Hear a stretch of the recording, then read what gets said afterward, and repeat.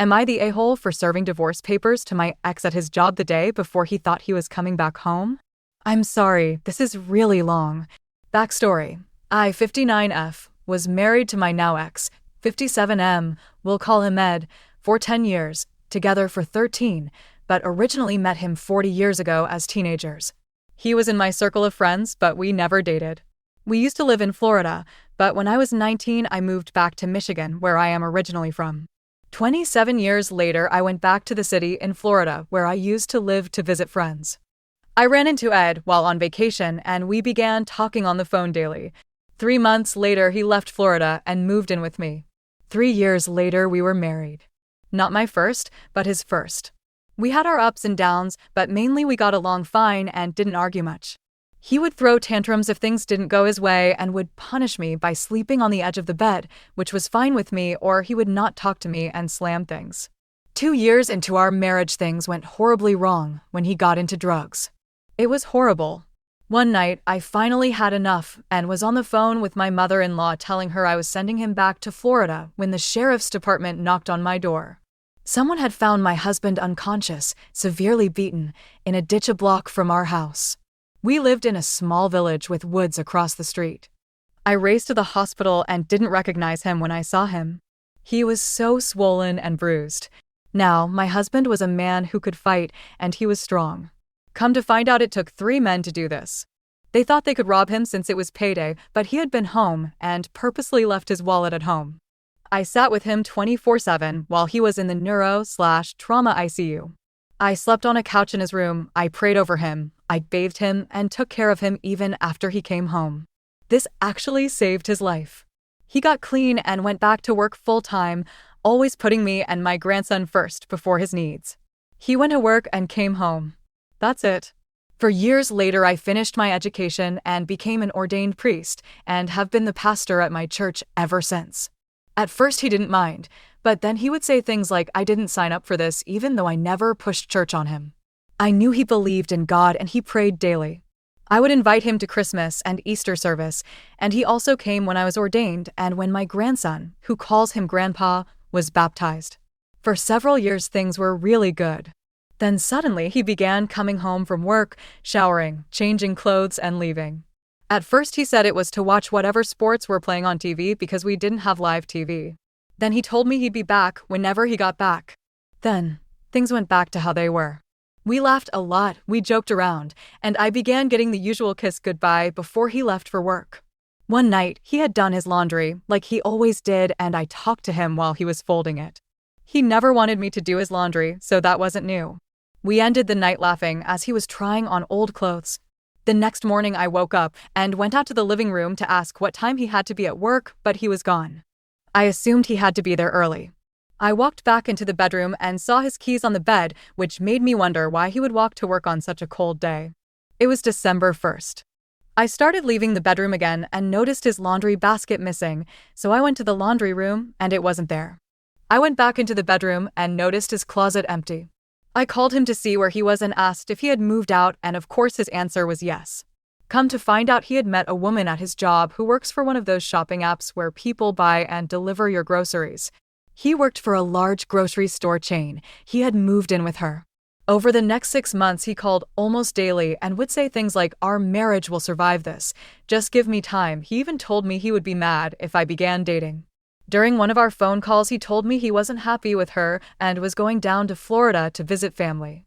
He said he wanted to come back to me when he came back to Michigan. The plan was this. He would pack things that he couldn't live without, but leave things at his new GF's house to make her think he was coming home to her. He planned on giving his 2-week notice while gone and planned on looking for another job when he came home. By this time, I knew I didn't want him back. I found my self-worth again and had made new friends with neighbors once he was gone. Come to find out, nobody liked him. Even the women at the gas station across the street told me how he flirted with them when he came in. Even an elder at my church found out he was cheating but didn't tell me because she didn't want to hurt me. So I went to the courthouse and got a divorce package and filled out all of the paperwork. Where I live, I was able to serve him myself. I decided that since he chose to end our marriage while working at the store, I would officially end it there. So, the day before he was supposed to fly to Florida, I made sure I looked really good. New hairstyle, makeup, and my outfit was sexy. I went to his job, found him, and handed him the divorce papers. I told him that he was wrong. Our marriage wasn't surviving this. You should have seen his face. He was actually upset with tears in his eyes, and for a moment I felt bad. Then I reminded myself what he had done to me. He didn't just leave me in the middle of the night, but he stopped talking and doing things with my grandson who thought grandpa was the greatest. He left me in a house that I couldn't afford without him, and I would have been homeless if my church wouldn't have paid for an apartment. He told me women were stupid. He actually thought he could come home as if nothing happened. That was one thing he said to me on the phone because I never brought up the past. Last week, 6 months after our divorce was final, my car was repossessed. When we were together, he got 2 loans, and I agreed to use my SUV as collateral because I never pictured my life without him. He stopped paying on his loans, so they took my car. I wasn't notified because they sent him the letters. They wanted me to pay off his loans to get it back. I burst out laughing and said that will never happen. So, my question is, was I the AH for serving him the way I did? Relevant comments. Commenter 1. Wow, I can't believe he would still try and say the marriage would survive from the phone at his girlfriend's house. NTA. OOP. All of his calls were while he was on his lunch break at work. Commenter 2. At TA for serving him. My only question is, why did it take you so long? OOP. I felt broken at first. Then my niece passed away. Then my own health fell apart, and I was in the hospital for 31 days, so I had to build my strength back up. Also, I didn't want to tell my congregation that I was getting a divorce. But mainly my health. Commenter 3. OP. Truly, there's not enough bad crap that can happen to this human vermin. Did he violate any court orders when he defaulted on the 2 loans and caused the repossession? By the way, your grandson is best served to have no contact with this Jekyll/Hyde persona. OOP. Unfortunately, no, he didn't. I had forgotten about the loans when I filed the divorce. We always had separate accounts. What made me mad was when I called our credit union about my car being gone, and they got rude and told me they sent me a letter to my church. They didn't know I was the pastor. I said, I am the pastor, and all of the mail gets put on my desk. There was never a letter. That was last Monday. Then on Wednesday, a letter from the CU came stating my car was going to be taken. They mailed it to me the same day I called. 2 days after the car was taken. I'm not inconvenienced without a car.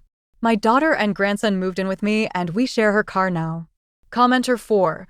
You and your ex were both required to disclose all assets and liabilities.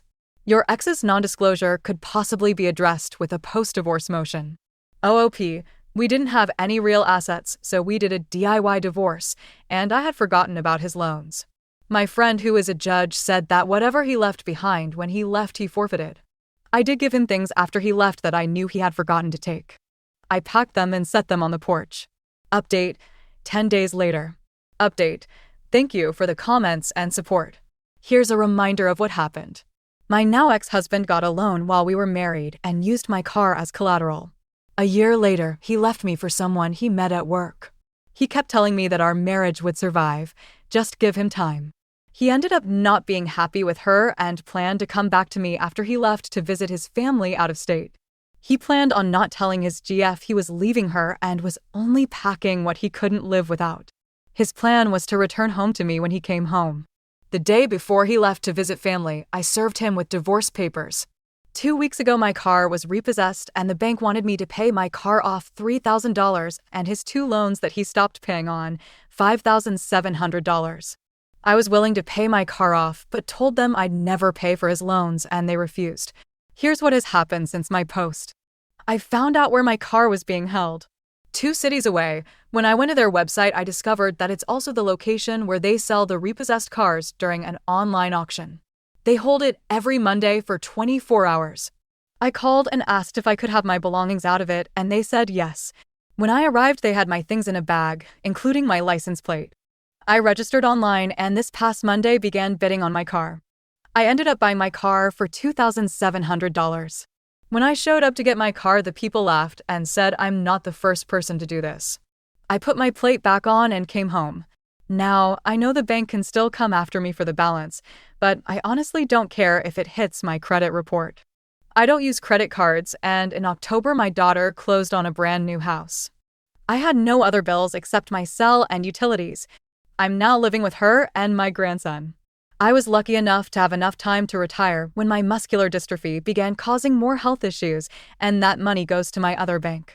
My mother-in-law was happy to give me his new address so I can sue my ex for my half of our income tax return that he kept last year.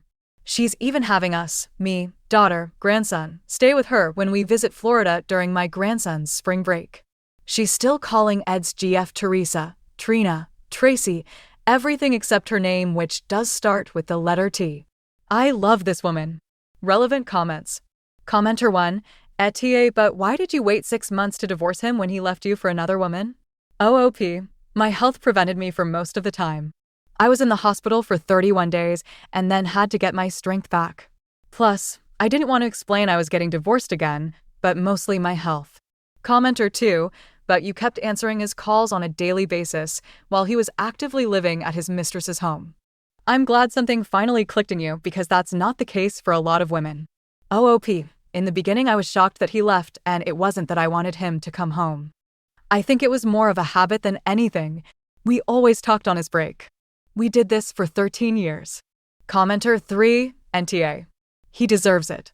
Commenter 4, NTA. And you didn't make a scene when you served him. Congrats on attaining your freedom.